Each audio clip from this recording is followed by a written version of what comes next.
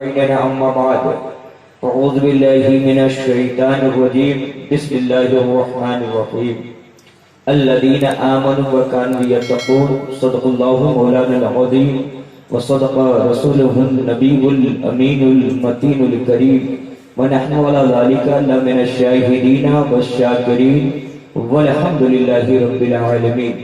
निहायती अदब व एहतराम के साथ आक़ाए नामदार की बारगाह आली वक़ार में ईमानदारों की तरह ईमानदारी के माहौल में आशिकों की तरह रंगे आशिकी में रह करके दुर्दो सलाम के नजराने अकीदत पेश किए जाए और पढ़ा जाए आवाज़ बुलंद अल्लाहुम्मा सल्लि अला सय्यदना व शफीना व हबीबना व मौलाना मुहम्मदिन बारिक व सल्लु अलैहि सलातन व सलामन अलैका या रसूलल्लाह सल्लल्लाहु तआला अलैहि वसल्लम। हज़रात, आज इस पाकीज़ा पवित्र सभा में हम और आप उपस्थित हैं, हाजिर खिदमत हैं। बड़ी मुसर्रत व शादमानी की महफिलें हैं। आज के इस सभा के संचालक उस्ताज़ुल नुक़बा मज़ारे शेरो सुखर का वो शहजादा नयरे बुर्ज़े निकाबत जाने निकाबत शाने निकाबत हजरत मौलाना हलचल सिमानी साहब के बिला जो बुजुर्गान दीन की अमानतों की अमीन बनकर के मुस्कुरा रहे हैं। माशाअल्लाह, मुस्कुराता हुआ चेहरा देखिए। और मेरे बाद तूतिए चंपारण, तूतिए बिहार, शाहकार तरन्नुम, बादशाह तरन्नुम हजरत मोइनुद्दीन बिशनपुरी साहब किबला जलवाबार है।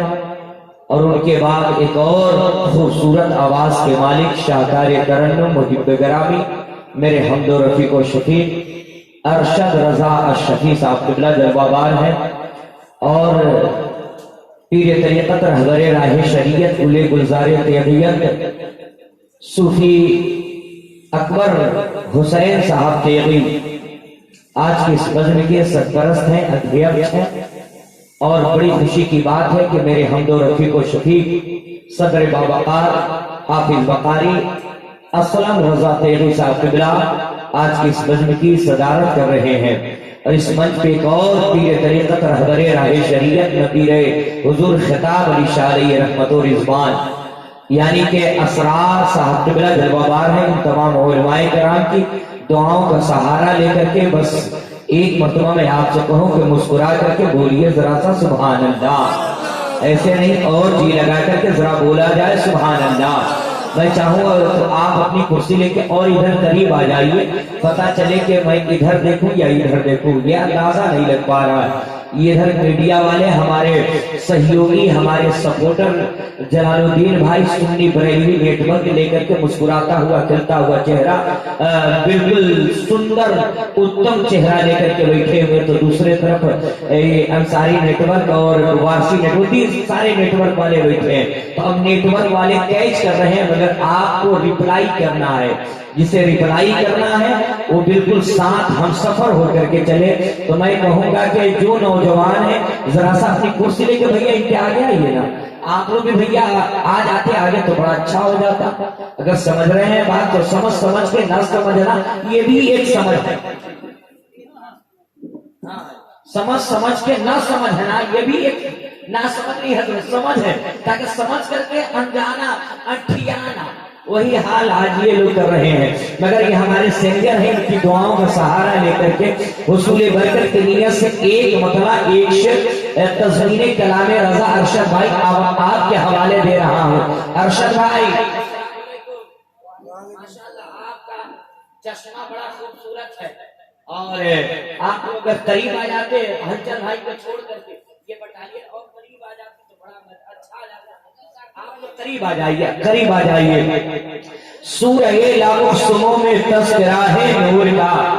सोहराब भाई आप कलकत्ता से आए हैं। एक वो सोहराब मस्तान है, एक ये सोहराब मस्तान है। कौन कहता है कि कोहे दूर जल जाएगा तो मूसा बेपनाह हो जाएगा। अरे मूसा जहाँ जाए कौन कहता है कि मजमा इकट्ठा नहीं होगा? अरे जहां हलचल शिवानी जाएंगे वही मजमा हो जाएगा। हाँ, सूरह लामुस्तमो में तस्करा है नूर का, जिस जगह वो पांव रखते हैं वो टुकड़ा नहीं। आज आप लोग लाइव बंद कर दीजिए, वासिया नेटवर्क पे, अंसारी नेटवर्क पे, सुन्नी बरेलवी नेटवर्क पे जाकर के सुनिए आप, और आप फेस टू फेस बोलिए। भैया सरासा मुस्कुरा करके बोले सुभान अल्लाह, और जी लगा करके आप भी बोले सुभान अल्लाह। सूरह लामुस्तमो में तस्करा है नूर का, सूरह लामुस्तमो में तस्करा है नूर का, जिस जगह वो पांव रखते हैं वो टुकड़ा नूर का। ऐसे नहीं काम चलेगा। रहे हैं कि ये देहात में हम आ गए हैं। इरशाद भाई, आपका सुहाना शाम सर्विस का जवाब नहीं है। सूरह लामुस्तमो में तस्करा है नूर का, सूरह लामुस्तमो में तस्करा है नूर का। ऐसे नहीं भैया, आप पान खा रहे हैं, फूलता हुआ चेहरा है। आदमी को पान खाना चाहिए और पान खाकर मुस्कुराना चाहिए। सुनते हैं कि इससे सेहत बन जाती है, 300 तुलसी चबाना चाहिए। तो जरा मुस्कुरा करके बोलिए सुभान अल्लाह। सूरह लामुस्तमो में तस्करा है नूर का। ऐसे नहीं, जैसे आप भी बोले आपका पासपोर्ट तैयार है, वीजा लगने की देरी है। जिस दिन वीजा लगा उस दिन फ्लाइट ओके, चांस खत्म, कब्र के अंदर हिसाब देने के लिए तैयार हो जाइएगा। तो हिसाब देने से पहले किताब तैयार कर लीजिए। सूरह लामुस्तमो में तस्करा है नूर का, जिस जगह वो पांव रखते हैं वो टुकड़ा है, वो टुकड़ा नूर का। शहर तैबा की गली में जर्रा जर्रा नूर का, सुबह तैबा में हुई पट्टा है बारा नूर का, सदका लेने नूर का आया है तारा, आया है तारा, आया है तारा। जोर से बोले आया है तारा, आया है तारा, आया है तारा, आया है तारा। अरे देखिए 100 सुनार का एक लोहार का, मैं गदा तो भरते तारा नूर का, मैं गदा तो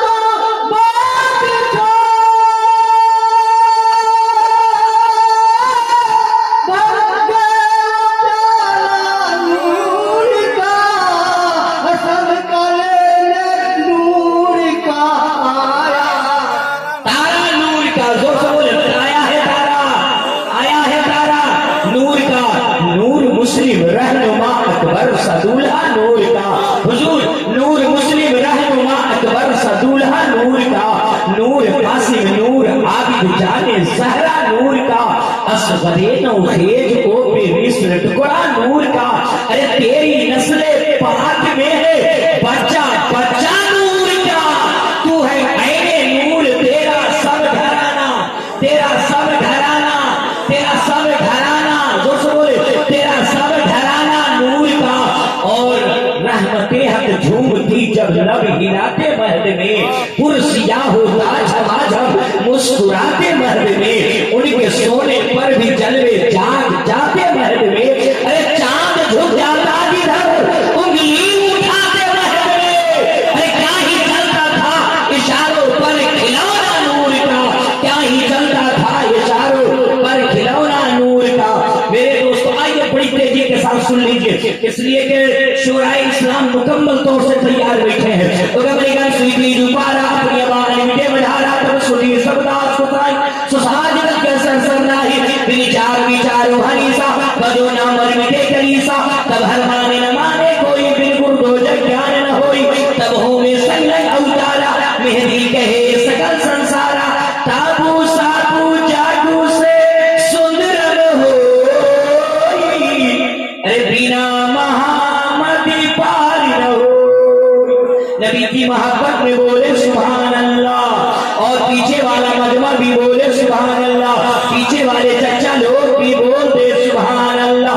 मेरे दोस्तों आ जाइए, आज के जमाने में हलचल भाई हमारे यहाँ नहीं, हलचल भाई हमारे यहाँ नहीं, हमारे बिरादरे वतन हिंदू भाई, हमारे परवीन भाई, क्या मेरे दोस्तों हम परवीन भाई को गले लगाने के लिए आए हैं। हम जिस धर्म को मानते हैं, मेरा धर्म मजहब इस्लाम है।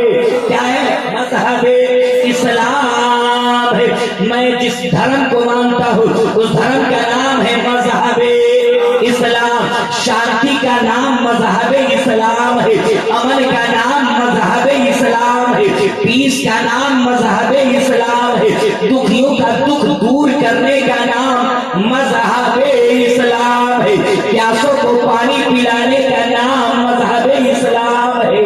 और पलट करके कहने दिया जाए कि 40 साल की बेवा औरत को सुहागन बनाकर समाज में जीने का अधिकार देना, यही मजहब इस्लाम है। इसीलिए तो डॉक्टर अल्लामा इकबाल ने कहा था कि मजहब नहीं सिखाता आपस में बैर रखना, हिंदी है हम वतन है, हिंदुस्तान हमारा सारे जहां से अच्छा, हिंदुस्तान हमारा, हम बुलबुले हैं इसके, ये गुलसिता हमारा, और भारत मेरा महान था, महान रहेगा। अब बोले भारत मेरा महान था, महान रहेगा, शदाब हमेशा ये चमनिस्तान रहेगा।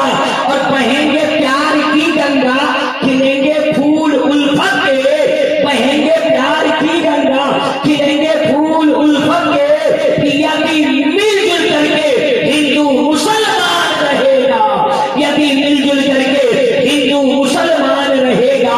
और आजम सभी के वास्ते पैगाम मोहब्बत, अरे इस्लाम का ऐलान था, ऐलान रहेगा, इस्लाम का ऐलान था, ऐलान था, ऐलान था।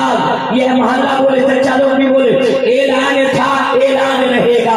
मेरे दोस्तों, आज के जमाने में हमारे बिरादर वतन हिंदू भाई परवीन भाई क्या हमारे यहाँ उनके यहाँ नकले कुफ्र नवाशा। मेरे दोस्तों, लकुम दीनुकुम वलिय दीन, उनका दीन उनका धर्म उनके लिए है, मेरा धर्म मेरे लिए है। मेरे दोस्तों, आज के जमाने में हमारे बिरादर वतन हिंदू भाई के यहाँ सबसे तेज पड़ी जाने वाली पुस्तक रामचरितमानस है, जिसके लेखक गोस्वामी तुलसीदास है नजीर भाई। और मेरे दोस्तों, गोस्वामी तुलसीदास जी लिखते हैं, यहाँ बसवा तुझ न राखो वेद पुराण सस्ता को, देश बदलता सुहाए, सोचिए कि सुनो ठकुराए, तब तक मीठी गोया बिना महामदी पाल हो, बिन पुन चलई सुनई बिनी गाना, कर गनी करम करई बिनी नाना, आनंद रहित सकल रस भोगी, बिन बाणी भक्ता बड़ी नबी की मोहब्बत में बोले सुभान अल्लाह। मेरे दोस्तों, हर धर्म, हर मजहब, हर समाज के अंदर मेरे दोस्तों, सिवाय टहरिया धर्म को छोड़ के, सिवाय नास्तिक धर्म को छोड़ के, एक ही खुदा को माना गया है, एक ही खुदा का तसव्वुर लिया गया है, एक ही खुदा की इबादत की गई है, एक ही खुदा के आगे माथा टेका गया है। ऋग्वेद का मंत्र उठा करके देख लीजिए, ऋग्वेद के अंदर आया है, तुरीकम ग्रोरियम तुरीकम शोरियम तुरीकम यको जगदीश्वरा यको जगद्गुरु स्रोतार सत्य सत्य एकम ब्रह्म द्वितीय निहारनास्ते कुंभ कुंभ कुंभ कुंभ जनन्य स्नानम पंडितम गौरानम स्वाहा ओम भूर्भुवः स्वाहा ओम भूर्भुवः स्वाहा ओम देवः स्वाहा ओम मंगलम स्वाहा। आप तो समझ गए? अरे भाई समझ गए? नहीं समझे तो समझिएगा, तो बोलिए हाँ या ना बोलिए, जल्दी से समझिएगा। तो आ जाइए बड़ी तेजी के साथ मेरे दोस्तों, आइए मेरे दोस्तों, कुंभ कुंभ कुंभ कुंभ जननीय स्नानम पंडितम गौरानम स्वाहा। थोड़ी सी टोन कम करके आवाज बुलंद रखिए मेरे इरशाद भाई, सुहाना साउंड की खनकती हुई आवाज। मेरे दोस्तों, कुंभ कुंभ कुंभ कुंभ जननीय स्नानम पंडितम गौरानम स्वाहा। दो दरिया यानी के गंगा और यमुना जब दोनों आपस में मिलता है तो बीच में एक रास्ता निकलता है, जिस रास्ते का नाम है वैतरणी। और वैतरणी रास्ते का सीधा लगा सीधा ताल्लुक वैकुंठ से, स्वर्ग से, जन्नत से। तो इसका खुलासा ये हुआ कि गंगा और यमुना में जो स्नान कर लेगा वो स्वर्गवासी हो जाएगा, वो वैकुंठी हो जाएगा, वो पैराडाइज में जाने के लायक हो जाएगा। मैंने कहा तो व्यास जी कि आदमी गंगा और यमुना में स्नान कर लेता है तो क्या वो स्वर्गवासी हो जाता है, क्या वो वैकुंठी हो जाता है, क्या वो जन्नती हो जाता है? तो व्यास जी कहने लगे कि अगर आदमी स्नान कर करके नहा नहा करके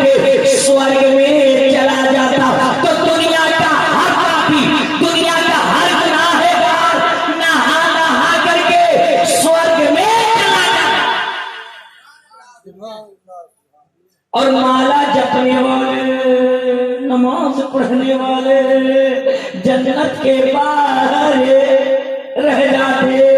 मैंने कहा बेदोब्याह जी, आदमी वैकुंठी स्वर्गी जन्नती कैसे होगा? तो कहने लगे स्नान करने से नहीं होगा।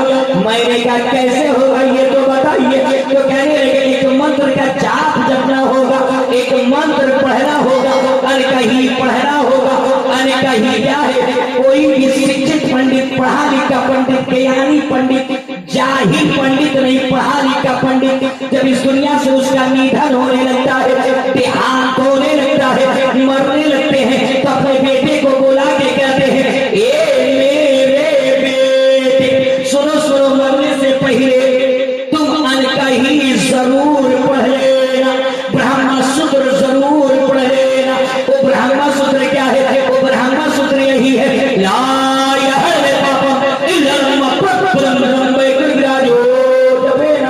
मोहम्मद।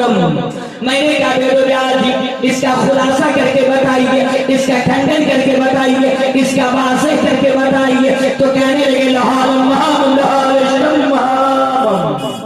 मैंने कहा बेदोब्याह जी, आसान कीजिए, तर्जमा कीजिए, मीनिंग बताइए, मतलब बताइए। तो कहने लगे ला इलाहा इल्लल्लाह पढ़ने से पाप हरण हो जाता है, ला इलाहा इल्लल्लाह पढ़ने से गुनाह डिलीट हो जाता है, ला इलाहा इल्लल्लाह पढ़ने से पाप नष्ट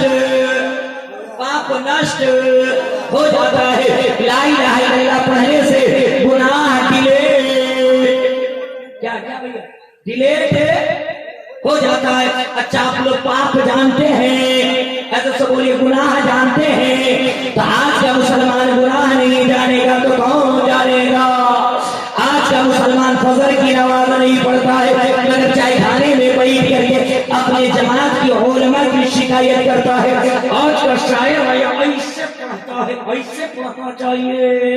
और जो जाहिल तर जाहिल है, वो इमाम को तकरीर करने का सबक देता है, ऐसे तकरीर करते जुमा में, इमाम चौपट इमाम मिल गया है, खत्म इमाम मिल गया है, दिन भर चौराहे पे दिन भर पान खाते हैं। अगर सीधा साधा सूफी से मिजाज का कोई इमाम मिल गया, बच्चों को पढ़ाया कि इमामत किया, सोया रहा, तो आज के चच्चा लोग हाथ धो के लॉय बॉय साबुन से कहते हैं सुतनवा इमाम मिल गया है, किसी में भलाई नहीं। और आज का नौजवान भी कम नहीं मिला है। हरिजन साहब, आज के जमाने के नौजवानों को देख लीजिए, जुमे की नमाज 2 रकात पढ़ के मस्जिद से बाहर नौजवान होता है, 2 घंटे के बाद असर के वक्त आएगा और कहेगा इमाम साहब को बुलाइए, खाइए खिलाइए। इमाम साहब बनाने लगे, इतने में असर की अज़ान हो गई। अल्लाहु अकबर, अल्लाहु अकबर। इमाम साहब ने कहा बाबू अब असर की अज़ान हो गई है, चल असर की नमाज पढ़े। आज का नौजवान इमाम साहब को क्या कहता है? हजरत जाइए पढ़िए, जाइए जाइए। इमाम साहब ने कहा कुछ नहीं, चल भला आदमी की तरह वजू कर, और वजू करके चल असर की नमाज जमात से पढ़ ले। आज का नौजवान क्या कहता है? हजरत अभी आप हमको समझ नहीं पाए कि हम कौन हैं। इमाम साहब ने कहा पूरा इलाका समझ लिया है, पूरा जिला जवाब समझ लिया है, और तुमको नहीं समझूंगा। चाल भला आदमी की तरह वजू करके चल असर की नमाज पढ़। तो आज का नौजवान धीरे से आहिस्ता से इमाम साहब के कान में मुंह सटा के कहता है हजरत, उनके कान में कहिए सुभान अल्लाह। ओ अपना बात है चाचा, आपके पीछे कहिए उनको सुभान अल्लाह।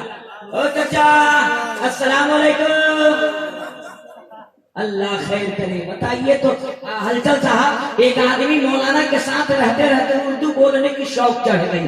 कुछ दिन रहा, चला गया घर कुर्बानी के अवसर पे, और इमाम साहब चले गए उसके घर कुर्बानी करने के लिए। कहा जानवर को सब रेडी कर दिए, चाकू ला दिए, छुरी ला दिए, सब कर दिए। अब बता के जानवर किसके नाम से हम ज़बाह करेंगे? कुर्बानी है तो किसके नाम की कुर्बानी है? कहा कि हमरे औलिया के नाम से कर दिए। औलिया के नाम से कर। इमाम साहब करे कौन औलिया के नाम से करे कुर्बानी? कहा हजरत हमारा औलिया के नाम से कीजिए। कहा तुम्हारा औलिया कौन है? कहा ना हमारे औलिया से कीजिए। इतने में उसकी बीवी सामने दरवाजे पे आ गई। कहा हमारा औलिया है ना है? इमाम साहब वो औलिया नहीं अहलिया है। तो आप सुनिएगा, नींद में मामला खराब हो जाएगा। कल सुबह सुबह जाके कहिएगा हजरत साहब नहीं आए थे। नहीं, आंख खोल करके सुनिए। औलिया और अहलिया में इम्तियाज बर्पा करके रखिए, बना करके रखिए। मुस्कुरा करके बोलिए जरा सा सुभान अल्लाह। मुस्कुरा दिए तो मुस्कुरा करके बोले सुभान अल्लाह। मेरे दोस्तों आ जाइए। मैंने कहा बैकुंठेश्वर की जन्नती कैसे होगा?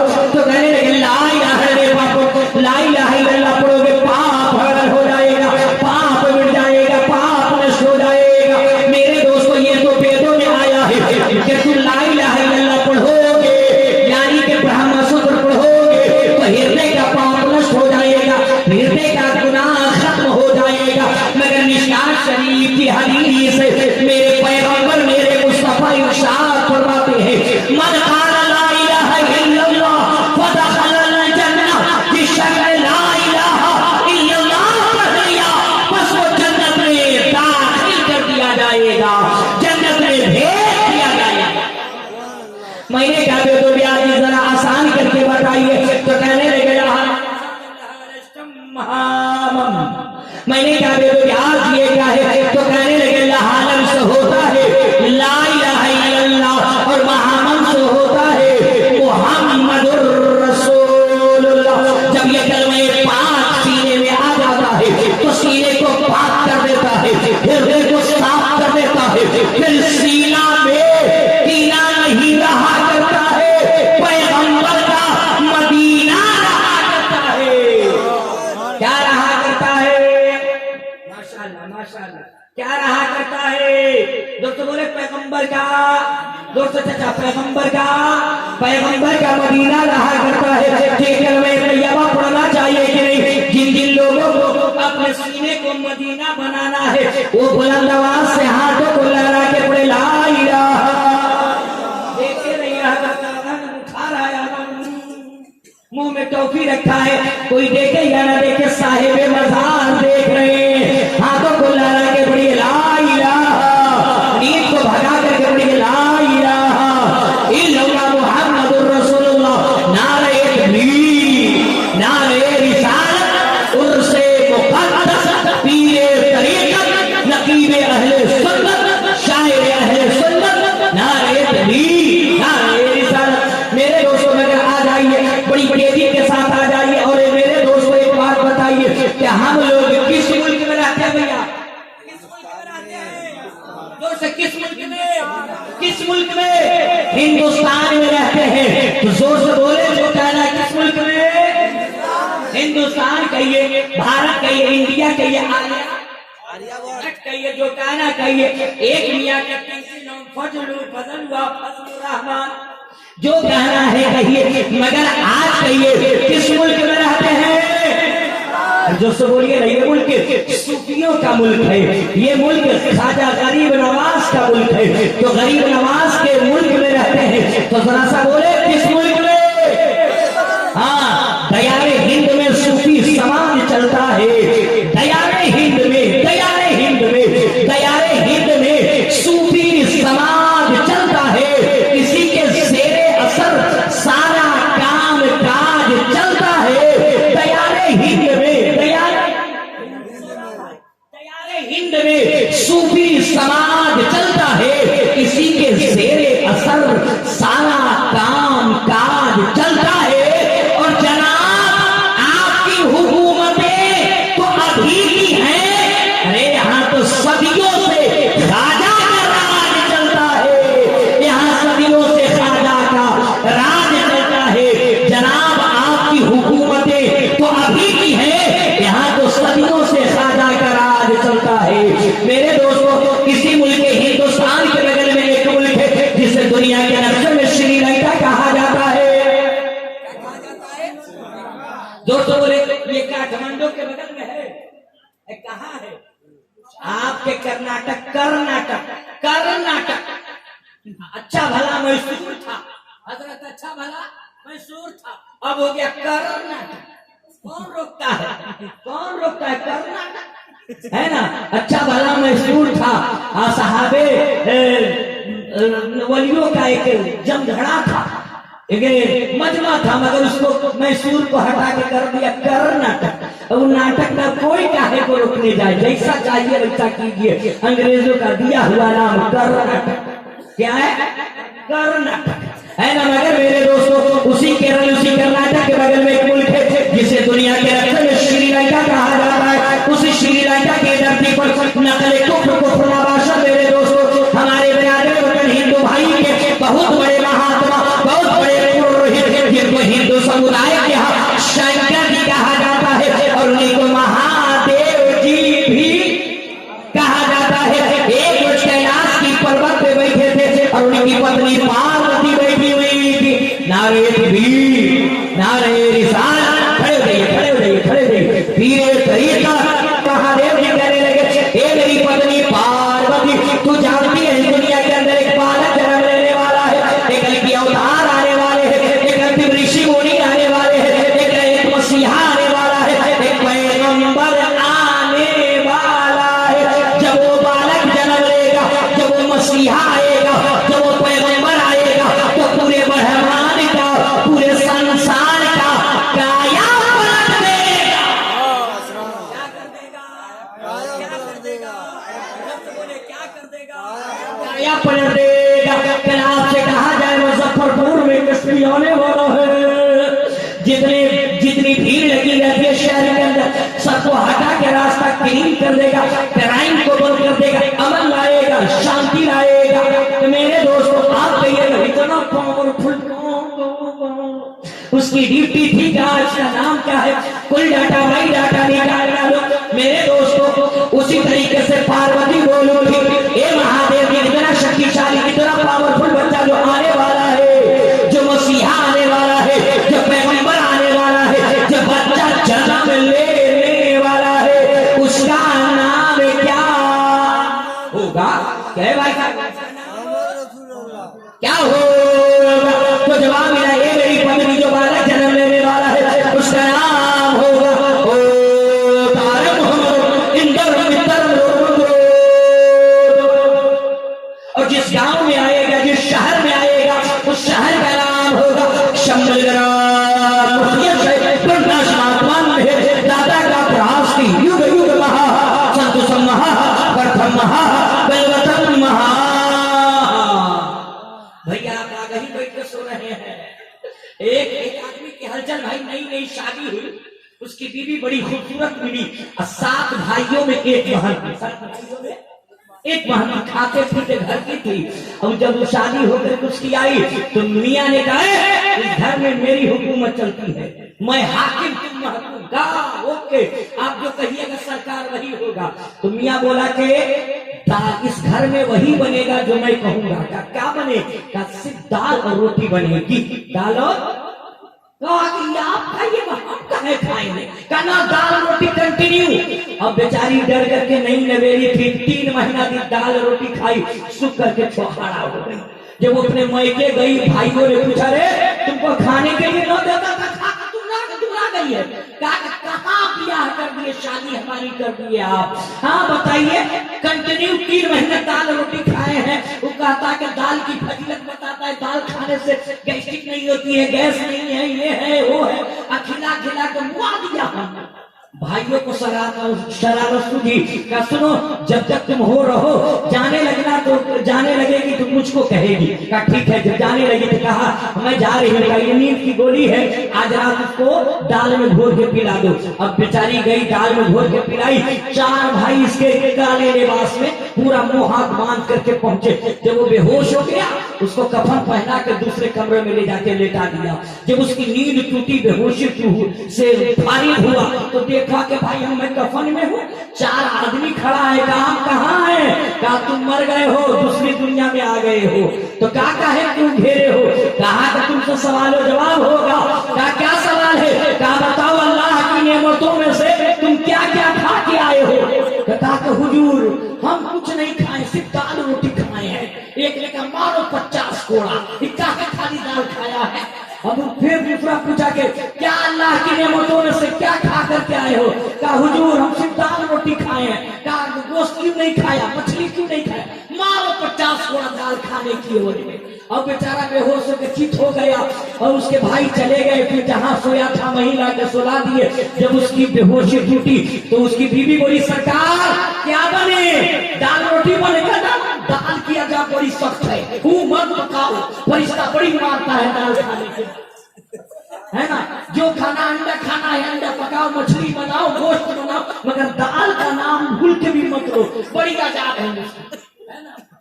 तो आप मुस्कुरा दिए तो जरा सा मुस्कुरा करके बोले सुभान अल्लाह, और जी लगा के बोले सुभान अल्लाह। भैया अभी बोल दीजिए, निकाह नहीं टूटेगा। मुस्कुरा करके बोले सुभान अल्लाह। पार्वती बोली हे महादेव जी, जो बालक जन्म लेने वाला है, जो कल की अवतार आने वाला है, ऋषि मुनि आने वाले, आखिरी पैगंबर आने वाले, उनका नाम क्या होगा? जवान मेरा उनका नाम होगा ओ तारा मोहम्मद इंदर मित्र मुहम्मद। जो बालक जन्म लेने वाला है उसका नाम होगा ओ तारा मोहम्मद। जो मसीहा आने वाला है उसका नाम होगा ओ तारा मोहम्मद, ओ तारा मोहम्मद, ओ तारा मोहम्मद।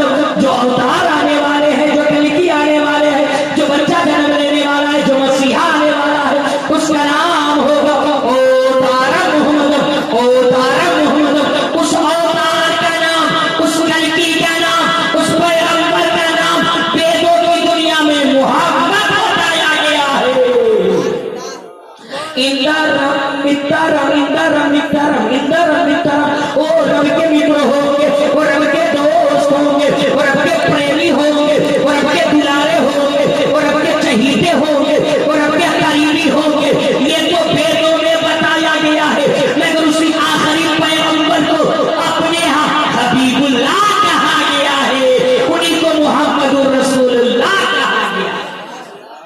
मगर मेरे दोस्तों, वेद और मंत्र बहुत सारे हैं, एक पैगाम लेकर के जाइए। बस आखिरी बात सुनिए, इसलिए कि पीले तरीका जलवावार है, ये गिरह बांध करके लेकर के जाइए मेरे दोस्तों। मेरा उस पैगाम भरा होता है, हमारा जलसा भी पैगाम से भरा होता है। आज ये गलत मैसेज गलत लोग दे रहे हैं कि जलसा से कुछ नहीं मिलता। नहीं मेरे दोस्त, ये आज 55 साल लोगों को पढ़ाने के लिए मदरसा नहीं है, 40 साल बूढ़ा को पढ़ाने के लिए मकतब पाठशाला स्कूल नहीं है। सूफिया ने जलसा और मिलाद इसीलिए चलाया था कि बच्चा मदरसा में पढ़े, चर्चा महफिल मिलाद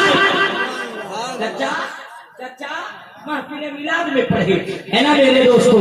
नौजवानों, एक चीज आपसे मैं मांग करके जाऊंगा, वो मांगना ये है, ये मांगना है उससे मुकद्दस, और इस उससे मुकद्दस के बैनर के तले से। तो नौजवानों, आप अपने बूढ़े माँ बाप की खिदमत कीजिए, बूढ़े माँ बाप की जोर से बोले ना, खिदमत कीजिए मेरे दोस्तों।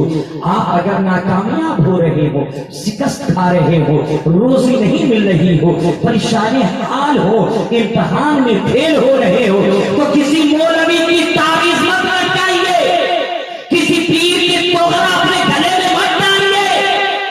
रात के सन्नाटे में अपने बूढ़े माँ बाप की खिदमत कीजिए। माँ बाप जब राजी हो जाए, चेहरे पे मुस्कान हो, तो अम्मा से कहिए, अब्बा से कहिए, अब्बा दिल्ली गया था, रोजी नहीं मिली, अब्बा फला जगह गया था, परेशानी में लौट के आया, जरा हाथों को उठा के रब की बारगाह में दुआ कर दे। जिस दिन माँ बाप के हाथ उठ जाएंगे, लब हिलने लगेगा, रोजी कदम चूमेगी, कामयाबी दहलीज को छू करके आपको सलाम। और मेरे दोस्तों, मैं कहता हूँ, आप अपने पीर से खूब मोहब्बत कीजिए, उनसे अकीदत कीजिए, उनका एहतराम भी कीजिए, उनके यहाँ तोहफा भी लेकर के जाइए, नई लुंगी भी पहनाइए। मगर पीर को नई लुंगी पहनाने से पहले, अपने बाप की लुंगी फटने से पहले बाजार से खरीद के ला के दीजिए। रिश्तेदारों को बिरयानी एक वक्त मत खिलाइए, रिश्तेदारों से सूखी रोटी से मुसाफा कीजिए, मगर बूढ़े बाप की दवाइयां बाजार से पहले खरीद करके ला कर दीजिए। अगर आपका पीर नाराज हो जाए, बरेली का पीर नाराज होगा, कछौछा के पीर से मुरीद होगी, कछौछा का पीर नाराज हो जाएगा, सरकारी सुल्तानी के खानकाह से मुरीद हो जाऊंगा, दुनिया का सब पीर नाराज हो जाएगा, तो खुदा नाराज नहीं होने वाला है, रसूल नाराज होने वाला नहीं है। मगर जिस औलाद के माँ बाप नाराज हो जाएंगे, उससे उसका खुदा नाराज हो जाएगा, उसका रसूल नाराज इसलिए मेरे दोस्तों अपने माँ बाप की खिदमत कीजिए, उनकी सेवा कीजिए, उनकी आदर सम्मान कीजिए मेरे दोस्तों। और औलाद के लिए सबसे बड़ा पीर और सबसे बड़ा मुत्तकी उसके माँ बाप है।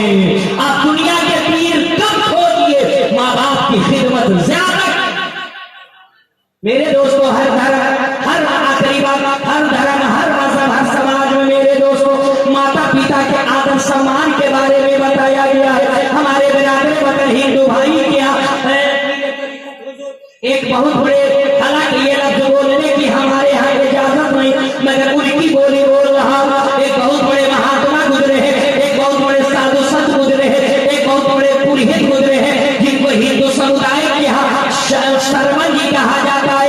जब सरपंच जी नौजवान हो गए और माता पिता बूढ़े हो गए, तो एक दिन उनके बूढ़े माँ बाप जो आंखों से पीनाई रोशनी खत्म हो गई थी, बेटे से बाप ने कहा, माँ ने कही कि बेटा अब मुझको तीर्थ यात्रा पे जाना है। तीर्थ यात्रा का उर्दू कर ले तो पाकीज़ा जगहों को देखना है। बेटा वफादार था, लायक था, फायक था, उसने एक कांवड़ बनाए। कांवड़ न समझे हो तो इस तरीके से समझ गए कि तराजू के दो पलड़े बनाए। एक पलड़े में अपने पिताजी को सरवन जी रखे और दूसरे पलड़े में माता जी को रखे और कांधा पे लाद करके ले करके चलते रहे। तीर्थ यात्रा घुमाते दिखाते लेके चलते रहे। एक रात भोर के समय में सरयू नदी के साहिल के किनारे से गुजर रहे थे। बूढ़े माँ बाप को प्यास लग गई, एक पेड़ के नीचे रख दिए। उस जमाने के एतबार से जो कसोल, जो प्याला, जो कटोरा चलता था, लेकर के सरयू नदी के साहिल की तरफ चल पड़े, घाट की तरफ चल पड़े। उस जमाने के राजा महाराजा राम जी के पिताजी दशरथ जी शिकार खेलने के लिए तीर कमान लेकर के घाट लगाए बैठे थे। सरवन जी पानी के सतह पे अपने प्यारे को, कटोरे को रखा, पानी को उठाया है। पानी से लब से या जब से आवाज गूंजी है, दशरथ जी समझ गए कि कोई हिरन, कोई जानवर पानी पीने आ गया है। तीर और कमान को तान करके छोड़े, जाकर के सरवन जी को लगा। सरवन जी जमीन पे गिर पड़े। दशरथ जी दौड़ करके गए, हमने शिकार कर लिया है, हमने हिरन को मार डाला है। मगर जब करीब गए तो देखा कि ये कोई पशु नहीं है, कोई जानवर नहीं है, कोई हिरन नहीं है, ये तो एक मनुष्य है, ये तो एक आदमी है।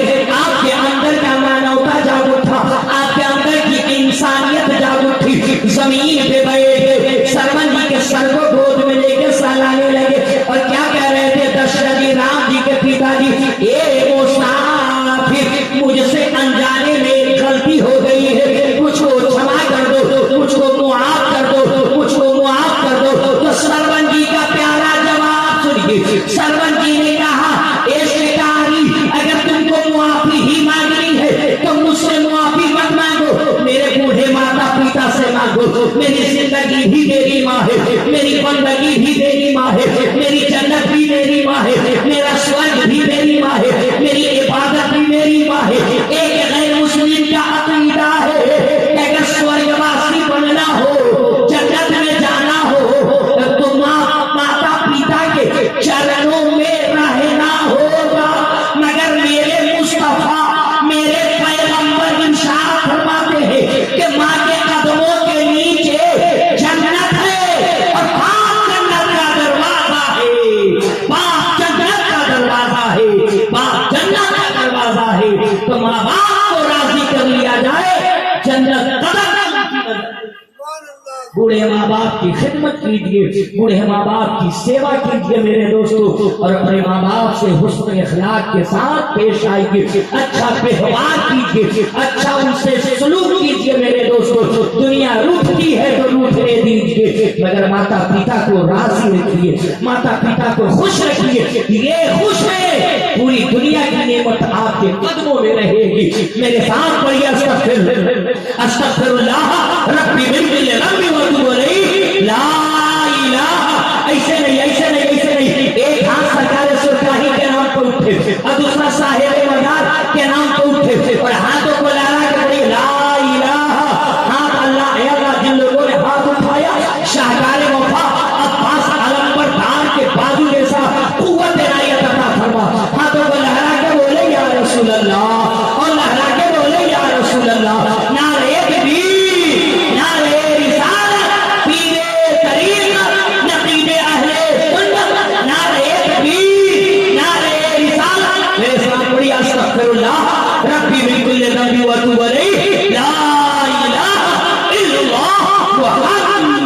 रसूलुल्लाह